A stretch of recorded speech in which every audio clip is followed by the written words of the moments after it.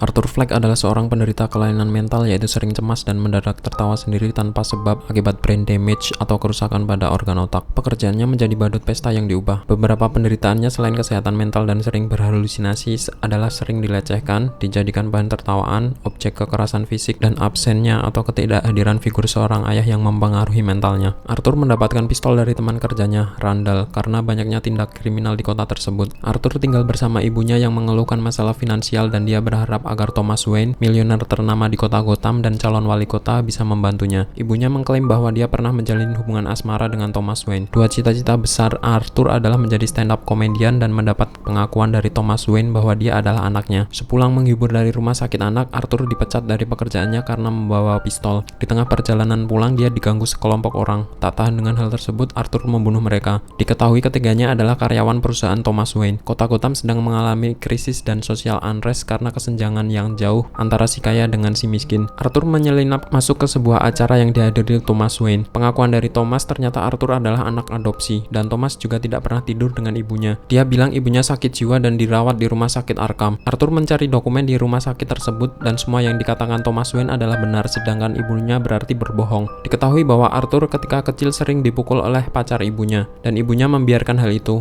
Oleh karena itu, Arthur membunuh ibunya sendiri. Randall datang ke rumah karena polisi terus menanyai keberadaan Arthur. Arthur membunuhnya karena dianggap teman yang buruk, sedangkan yang satunya tidak dibunuh karena baik. Arthur diundang ke acara live show karena pembawa acaranya, Murray Franklin, melihat rekaman Arthur ketika stand-up komedi di sebuah kafe. Arthur membuat pengakuan kalau dia yang membunuh 3 karyawan Wayne dan saat itu juga membunuh Murray, karena dianggap dia mengundangnya hanya untuk dijadikan bahan tawa untuk penonton. Situasi kerusuhan di luar studio semakin memanas dan kubu anti-Wayne menganggap Arthur adalah pahlawan karena berani melawan arus utama. Thomas Wayne dan istrinya dibunuh pada malam itu. Endingnya, Arthur berada di ruang konsultasi kesehatan mental dan keluar dengan meninggalkan jejak darah dari kakinya, diduga membunuh konsultan atau psikolognya.